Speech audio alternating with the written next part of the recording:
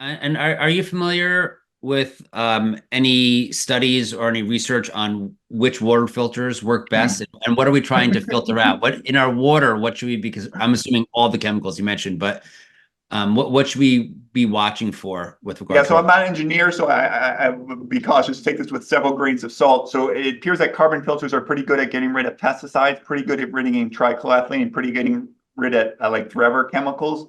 But I'm not an expert in this, and I haven't done a deep dive on this.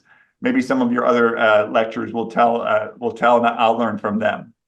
all right, great. But And I I think would test if I got a well. I would test my well. We had a well in Maryland. Up to 40 million Americans have get their water from a well. So if I had a well, I would test it, and I would make sure. Usually, testing is only often just done for bacteria, which is fine. But you need also be tested for pesticides if you're in rural areas and these chemicals if you live in urban or suburban areas. well, a lot of speakers refer to the environmental working group. They have some stuff on water. Although even with them, their information comes from the municipalities. They don't do their own research, but ewg.org is something that's interesting to check out. And Ken Cook, their president and CEO, is going to be speaking at our symposium on the brain and the environment May 20th in Washington, D.C. That's really interesting. Ken Cook is his name. Yes. So, you mentioned organic. How reliable, based on, and I don't know if you've done any research on this, but how reliable is the organic label at preventing people from being exposed to these types of chemicals? So again, I'm not a farmer, I'm not an agricultural expert, but I had the naive assumption that organic meant that there were no pesticides on it. And it turned out that there are pesticide residues on organic produce. We talk a little bit about that in our book, Ending Parkinson's Disease. That's why I watch my organic produce with water and a vegetable wash. It turns out my understanding is that in many cases, organic produce is grown right next to conventional produce. So you can imagine that there's drift of pesticides that are being sprayed on conventional produce and that can contaminate or organic produce. In some of these cases, something called regulatory capture, whereby industry gains control of the regulatory agencies that are supposed to be regulating it. And I think, in food production, some people say in pharmaceuticals, people have varying views on this, but that we're at risk of regulatory capture in some of these industries, and that the rules are being written for the benefits of the companies as opposed to for the benefits of the public. Great. Thank you. And do we fully understand the mechanism for how these chemicals cause or at least contribute to Parkinson's disease? Yeah, we're learning. So your brain is only about 3% of your body mass, but it consumes 20% of your glucose or energy. So it's a gas guzzling machine. And those dopamine producing nerve cells in your brain, they have a million different connections. And if you stretched them out, they would be 4 meters in length. So I'm a really tall guy, so they'd be twice my height. And they're not insulated, they're not myelinated. So they have huge energy demands. And because of these huge energy demands, they are chock full of mitochondria, which are the energy producing parts of cells. One of my colleagues said, think of them as a big garbage bag filled with jelly beans, and those jelly beans are mitochondria.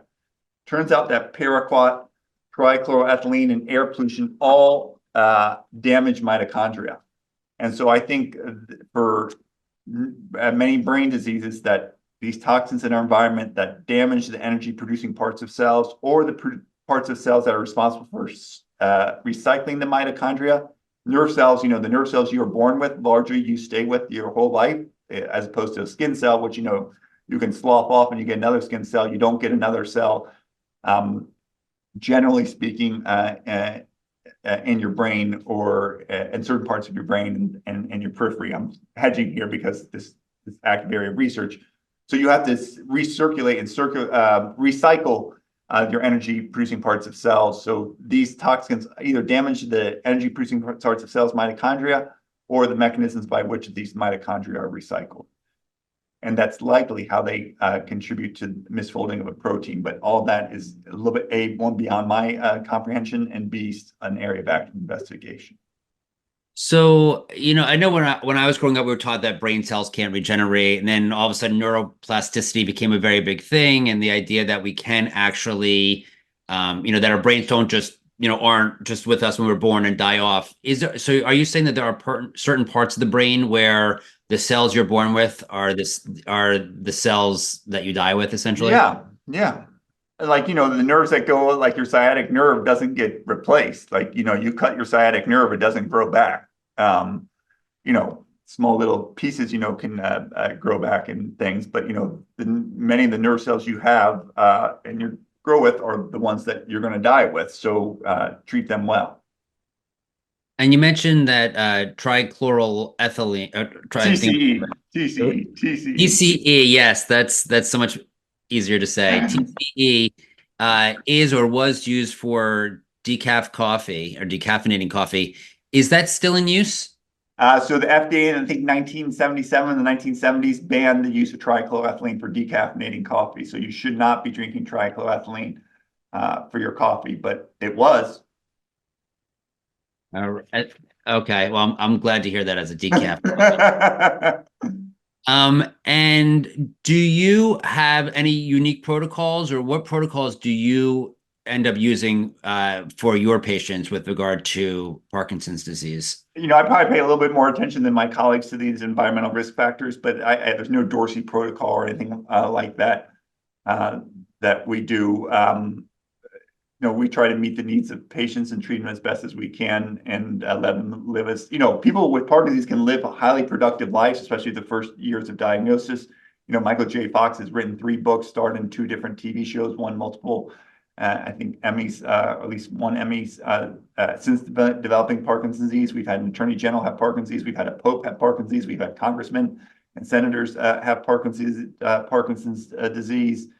Actors and lots and lots of people live highly productive lives with Parkinson's disease, and we try to do the best we can to enable that to be the case for the patients we care for.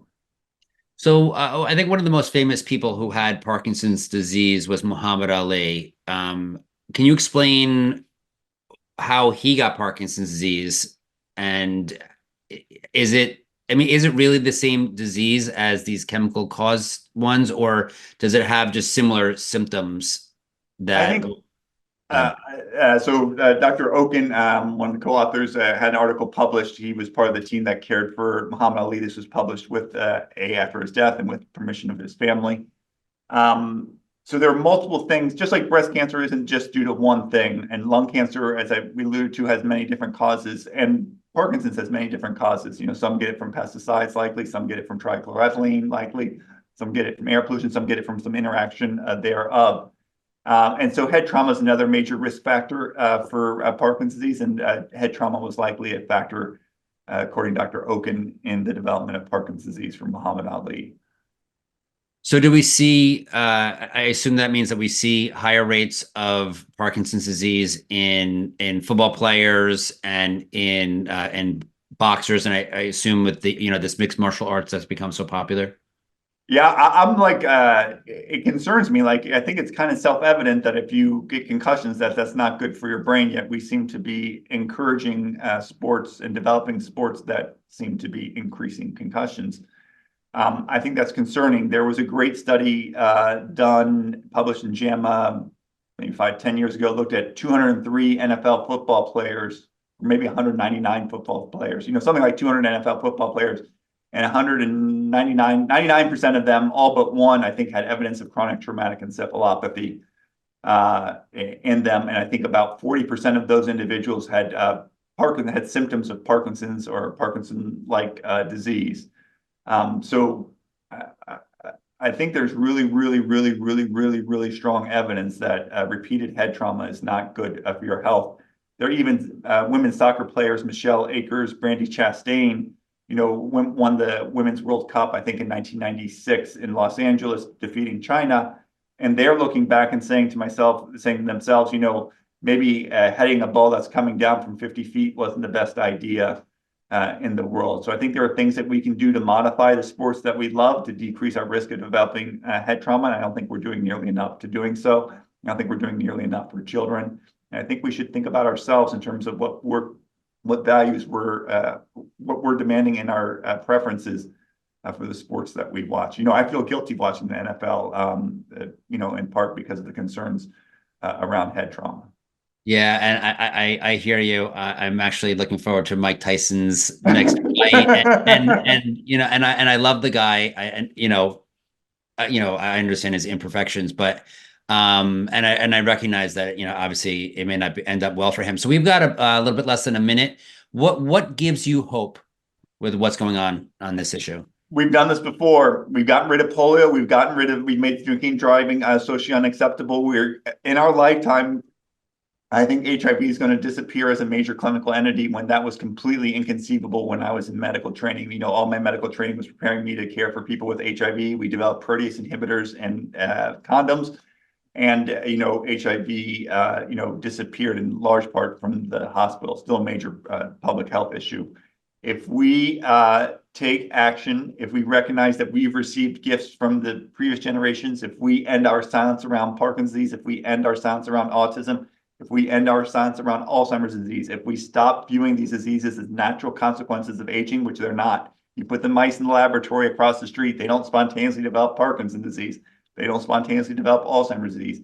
If we recognize that these are preventable diseases, if we hold our representatives accountable, if we find our voice, if 1 million people with Parkinson's disease during World Parkinson's Disease Month this month find their voice, we'll ban paraquat, we'll get rid of these toxins in our environment, we'll change the course for the people who already have the disease, and we will give the gift of future generations ad infinitum, a world where Parkinson's disease perhaps doesn't exist, where it is rare, where it's not described in the medical literature except in the history books. And as a neurologist, I can't think of a better gift than giving a world a future where the diseases that I care for no longer exist. Great. Thank you so much for that. And thank you for the presentation and sharing your knowledge with our audience today. If we could unmute the audience so they could share their appreciation with Dr. Dorsey, please. Great. Thank you. God bless you. Thank you. Interesting. Thank you. Thank you very much. Thank you.